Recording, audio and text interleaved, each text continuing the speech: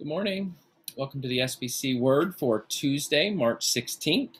We are going to be in Psalm 128 this morning. I hope your weekend went well. I hope you kind of survived the cooler temperatures we had yesterday and the snow and the sleet.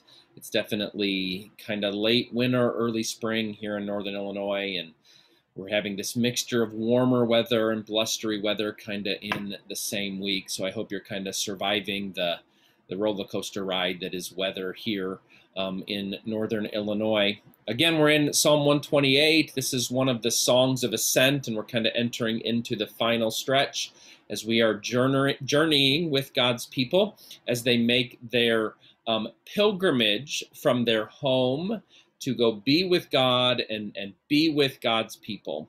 And we're again looking at each of these Psalms as a footprint in our discipleship with Jesus. As we journey with Jesus back to life with God, there's a lot of wisdom in each of these songs, and we're viewing each of these songs as a footprint, kind of riffing off of some Eugene Peterson riffing off William Faulkner, this idea that each of these Psalms is not a monument, but a footprint, because a monument says, I got this far, and a footprint says, this is where I was when I started moving. So these songs are really relevant to the situations in which we find ourselves, because a lot of us kind of still feel like we're in this situation that could be described as a pause.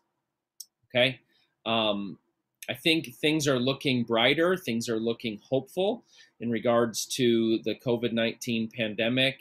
A lot of more people within our church community are getting at least their first and maybe even their second vaccination. And yet one of the things that I'm still sensing is a bit of just kind of lethargy, a bit of fatigue, a bit of just kind of like, what can I do to get going again? I would like us to consider again each of these songs as something that Jesus wants to use to get us moving again. Psalm 128 begins with a benediction. And again, this is going to be kind of a general wisdom psalm about the world is created and structured in a certain way, and the wise person will, in fear of God, seek to live in the world in light of the way God created it. H.H. Farmer says, if you go against the grain of the universe, you get splinters. If you go against the grain of the universe, you get splinters.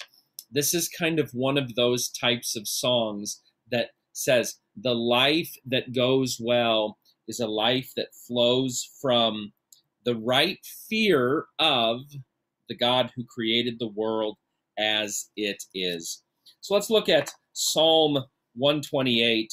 You could kind of divide this song up in a bunch of different ways, and there's really no right or wrong way.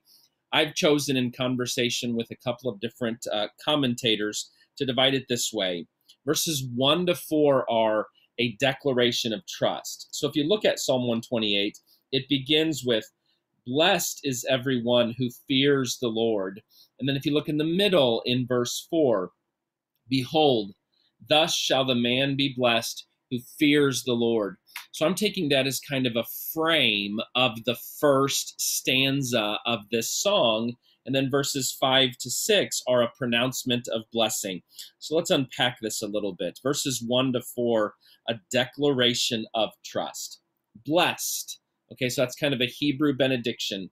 Blessed is everyone who fears the Lord, who walks in his ways.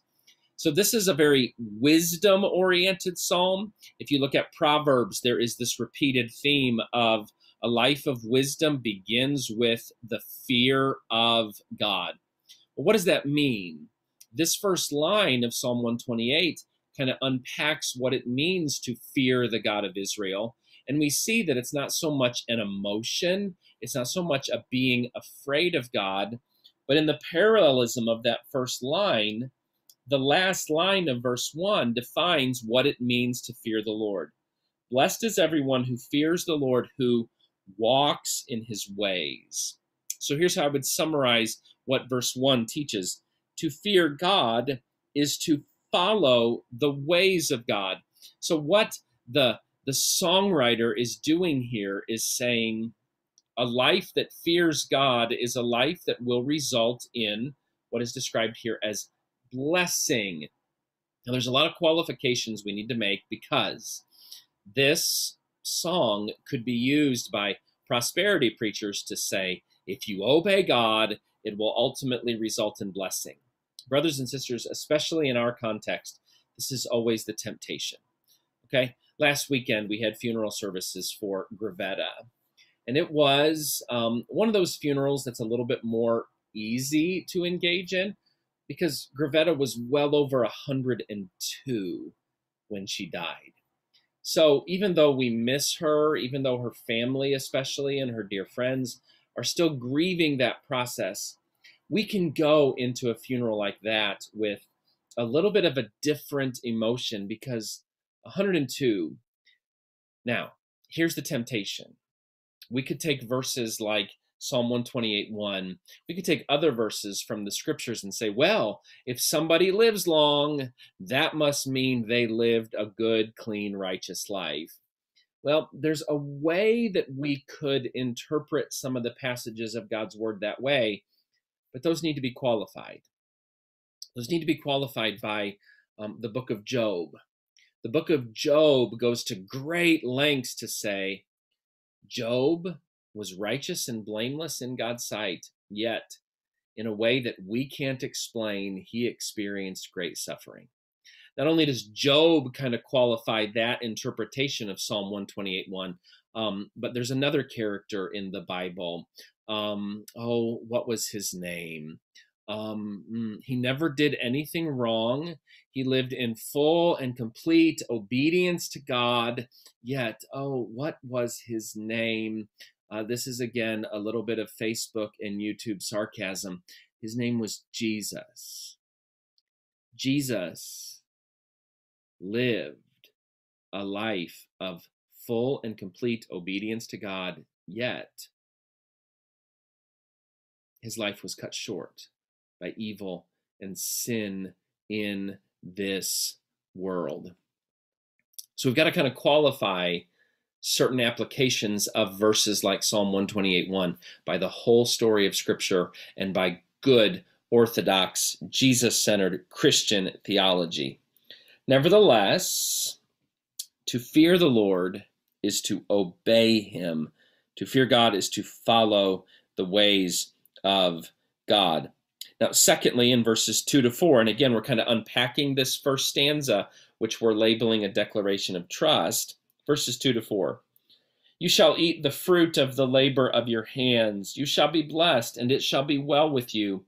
Your wife shall be like a fruitful vine within your house. Your children will be like olive shoots around your table. Behold, thus shall the man be blessed who fears the Lord. So that's the conclusion here of this first stanza. And I think how we could summarize verses 2, 3, and 4 is in this way. To fear God is to trust God enough to rest and worship.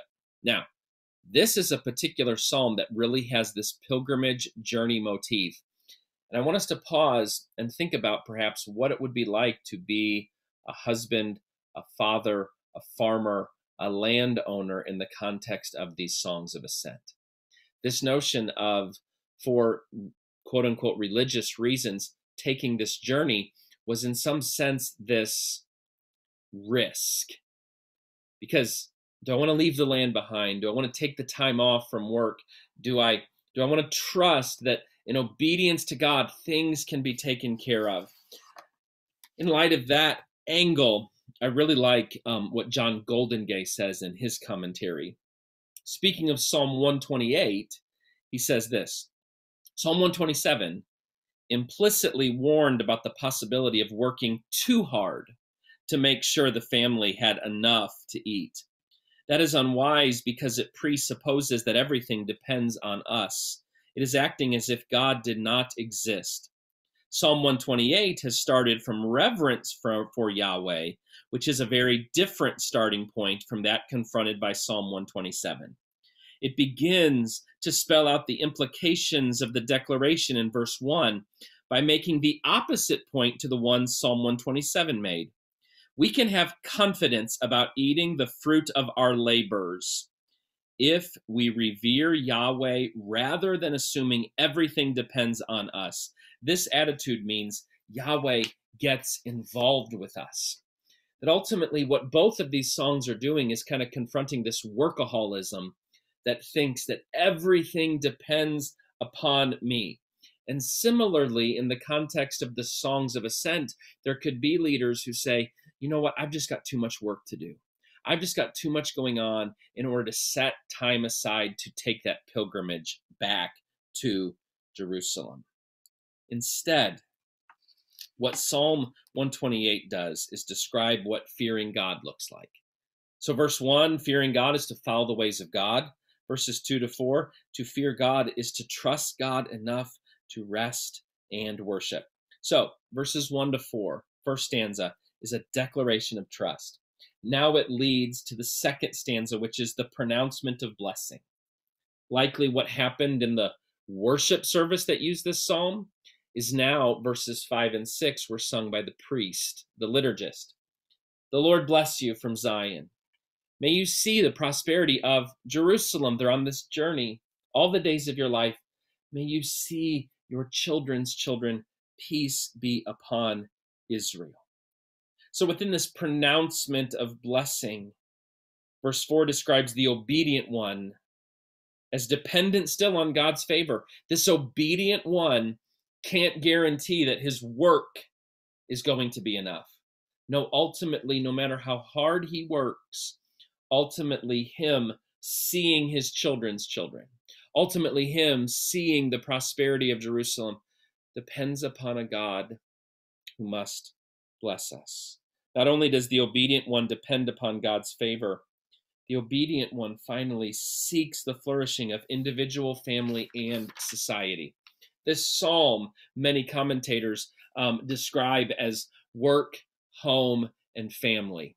As it describes this blessed man, he works not only for the good of his own self, but then also for the good of his family. But then what is the last phrase? Peace be upon Israel. Ultimately, this individual and his family exist for the good of the wider community. This confronts us kind of with our individualistic work ethic. Whenever I think of that problem, I'm always reminded of what Paul says to the Ephesians in chapter 4. Speaking of somebody's conversion to Christ, Paul says in Ephesians 4, let him who stole steal no more. Rather, let him get a job. And we think it should stop there. But if you look in Ephesians 4, the motivation for the one who used to steal and then coming to Christ and getting a job is not so that he would stop stealing, but so that he would become a person who shares with others in need. Beloved, our work cannot only be about us as individuals, cannot only be about our family, but must also be about the wider community. So just a couple of takeaways from this psalm. 1, work flows from and to a request for blessing. So, verse 1, blessed is everyone who fears the Lord. Verse 4, behold, thus shall the man be blessed who fears the Lord. And in between those two frames is talking about work that is for good as the individual and good as the family. So I see in this first stanza, the workday begins with a request for blessing, and the workday ends with a request for blessing. So in just a very tangible, practical way, can I invite you to conclude and begin your day with asking God to, in the words of the psalmist, bless the work of our hands. Secondly, we should be a people who work with the future in mind. You can kind of see how this song ultimately ends with the work that I'm going to do will then lead to me, first half of verse 6, seeing my children's children. That ultimately the work of the psalmist's hands is motivated not simply by him being able to enjoy its fruit, but by the future being able to enjoy its fruit. That ultimately our responsibility to love our neighbor can be extended to loving the ancestors that we will have. That ultimately keep in mind that the work that I'm doing should ultimately be for the love and blessing of those I may never perhaps see. Thinking about this psalm, I was reminded of a conversation that I had with a mentor of mine. A few years ago, we were driving around Wheaton, and as this mentor of mine was driving us around, we were having a conversation, and I had begun to kind of start to explain to him some things in ministry that were frustrating me. And he paused and he listened and he paused and he listened and he listened some more. And we stopped at a stop sign. And I kind of was done complaining. And he just kind of looked out his driver's side window, and there was this row of trees that provided really, really good shade for houses on the both sides of the street. And he looked at those trees and he invited me to look at those trees. And he said to me, David, those who planted those trees likely never got to enjoy their shade, but yet we, who are ancestors of those who planted those trees,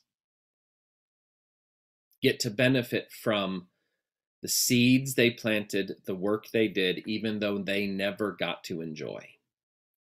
And then he proceeded to also describe a World War II veteran that he had had a conversation with. This veteran who was involved in the storming of Normandy Beach, and how so many of those World War II veterans never got to experience the blessing of the society that would be allowed to flourish because of their sacrifice. Beloved, Psalm 128 describes a people who work and live not only so that they can enjoy the fruit of their labor, but ultimately they are a people who work with the future in mind, who work for the blessing of those who may not yet even be born. Beloved, may we be a people who are blessed from Zion. May we be a people who see the prosperity of Jerusalem all the days of our life. May we be a people who see, perhaps with the eyes of faith and hope, our children's children. Thanks for joining me. May the Lord bless and keep you this week.